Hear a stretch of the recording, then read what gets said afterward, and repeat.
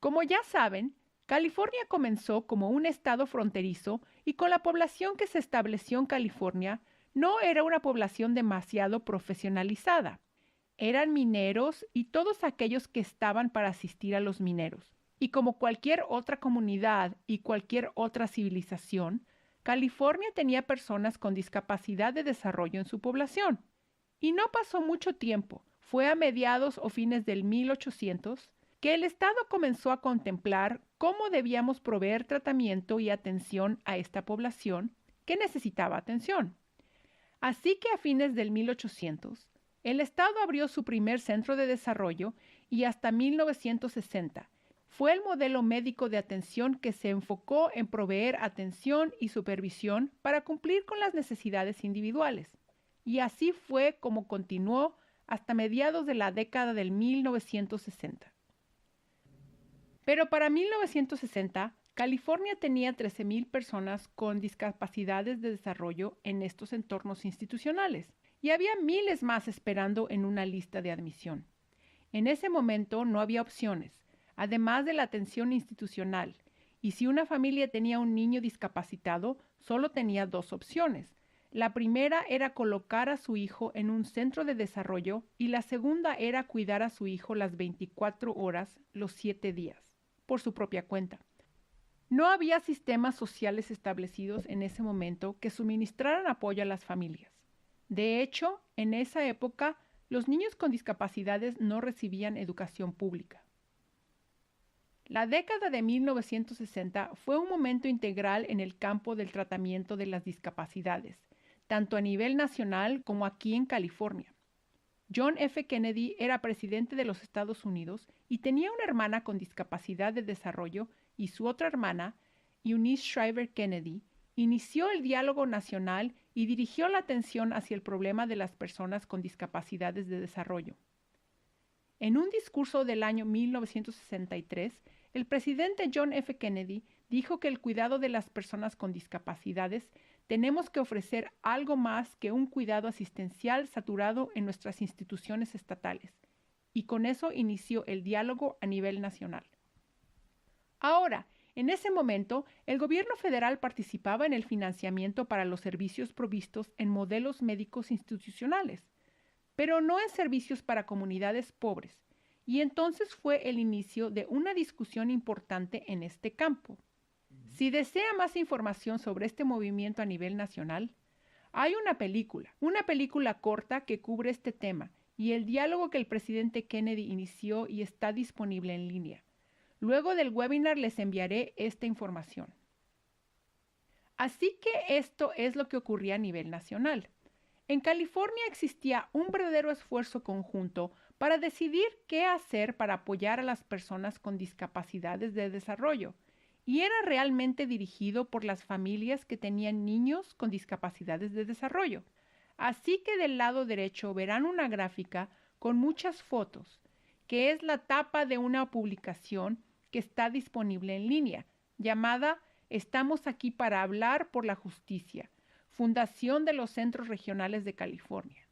Y está acompañada por una película que dura un poco más de una hora, tal vez una hora y media, que cuenta con la historia del sistema de centros regionales de California y de nuestro sistema de servicios comunitarios. No voy a entrar en más detalles que los que hay en la película, por supuesto, pero quería darles algunos puntos sobresalientes, algunas de las cosas que sucedieron. 3 padres y el reportero del periódico Orange County Register visitaron el Hospital Estatal de Fairview a principios de la década de 1960 y observaron el modelo de atención institucional y comenzaron a hacer preguntas sobre si esa era la manera más apropiada de cuidar a personas con discapacidades de desarrollo. Y tal vez podríamos comenzar a explorar otras alternativas. Entonces, esta visita y la historia posterior en el Orange County Register hicieron posible audiencias y una investigación, y un grupo de padres se organizaron por este tema y comenzaron a demandar otras opciones. Y comenzaron, a falta de un mejor término, a acosar a los funcionarios electos aquí en Sacramento. Y a quien dedicaron más tiempo y energía y que finalmente les produjo resultados fue un caballero llamado asambleísta Frank D. Lanterman. Ahora, el señor Lanterman está retratado en la parte superior izquierda en este grupo de fotos. Era un miembro de la Asamblea, un republicano conservador que creía que menos gobierno era mejor y que también creía que las asociaciones público-privadas podían realmente hacer la mayor parte del trabajo que el gobierno venía haciendo hasta este punto. Y esos puntos se volverán importantes más tarde. Entonces, una de las primeras cosas que sucedió, existía la demanda de un reporte que fuera escrito. Es lo que hacemos aquí en Sacramento cuando se presenta un problema. El problema es estudiado y luego se genera un reporte y entonces en 1965 un reporte resumió el problema y dijo que la clave del problema era que la mayoría de las familias que no pueden cuidar a su hijo con discapacidad intelectual en el hogar no tiene otra opción que enviar al niño a un hospital estatal. Entonces, como mencioné antes, realmente era una elección forzada. La familia tenía la opción de enviar a su niño a un centro de desarrollo o la opción de cuidar a ese niño casi completamente por sus propios medios. Entonces, gracias al reporte, se tomó la decisión de crear 2 centros regionales piloto. En 1966 se abrieron los 2 primeros centros regionales, el primero en Los Ángeles y el otro en San Francisco. Y el objetivo fue comenzar a explorar alternativas al cuidado institucional para atender las necesidades únicas de cada persona. Comenzábamos a entender que las personas y sus familias tenían necesidades diferentes. Aún personas con la misma diagnosis o el mismo diagnóstico han tenido necesidades únicas debido a sus comunidades o a sus familias. Y en 1968, un estudio descubrió que los 2 centros regionales piloto habían sido exitosos. Habían sido capaces de proveer a las familias el nivel de apoyo que necesitaban para poder mantener a sus hijos en sus comunidades antes que en un ámbito institucional, otra causa menor.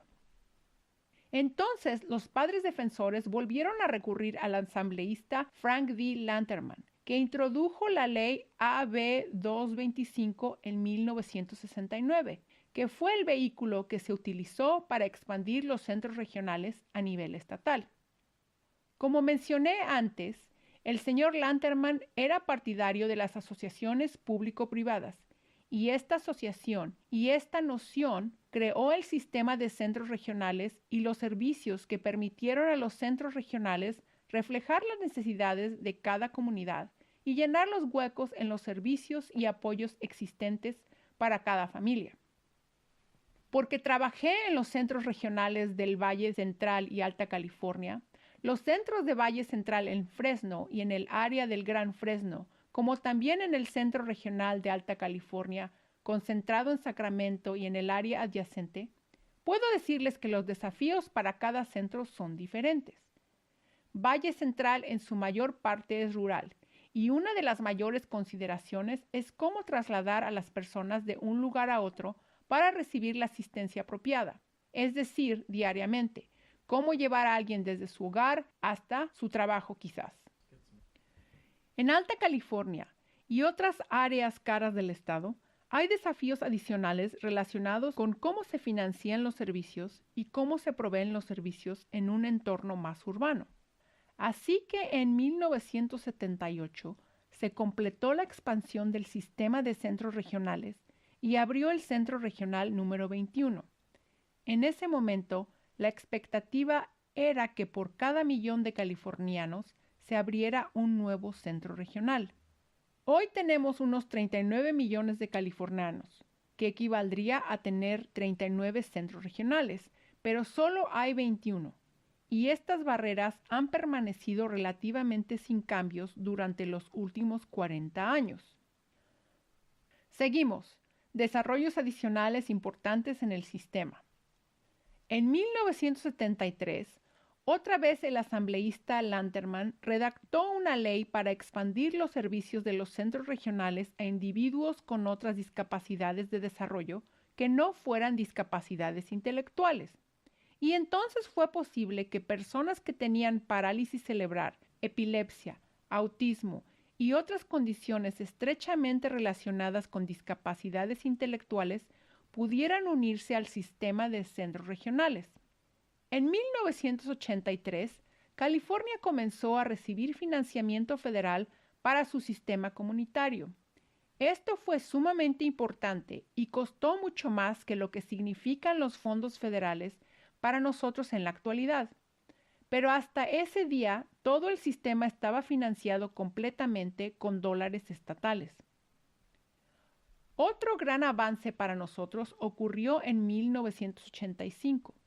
Hubo un juicio que en realidad surgió por una crisis fiscal de California.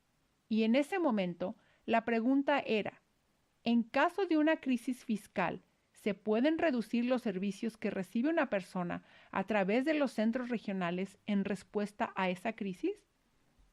Y lo que dijo la Corte Suprema de California fue que la ley Lanterman define un derecho básico y su correspondiente obligación básica.